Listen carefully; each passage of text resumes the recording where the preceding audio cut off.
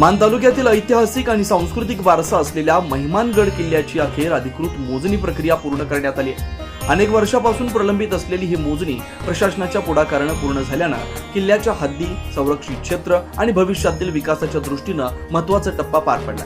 महसूल विभाग, भूमी अभिलेख विभाग, संबंधित अधिकाऱ्यांच्या उपस्थितीत ही मोजणी करण्यात आली. मोजणीमुळे किल्ल्याच्या नेमक्या सीमा स्पष्ट झाल्या. अतिक्रमण, वादग्रस्त जागा आणि संवर्धनाच्या अडचणी दूर होण्यास मदत होणार आहे. इतिहासप्रेमी, शिवप्रेमी आणि स्थानिक नागरिकांनी या निर्णयाचं स्वागत केलं. महिमानगड किल्ल्याचं जतन, संवर्धन व पर्यटन विकासाला चालना मिळेल अशी अपेक्षा व्यक्त होती. छत्रपती शिवाजी महाराजांच्या जाजली इतिहासाची साक्ष देत उभा असलेला सातारा जिल्ह्यातील मान तालुक्यातील ऐतिहासिक महिमानगड किल्ला, हा किल्ला छत्रपती शिवाजी महाराजांनी अंदाजे 1674च्या दरम्यान बांधला. हा किल्ला स्वराज्यात होता, परंतु महाराष्ट्र शासन किंवा केंद्र शासनामध्ये कुठेही नोंद नव्हता.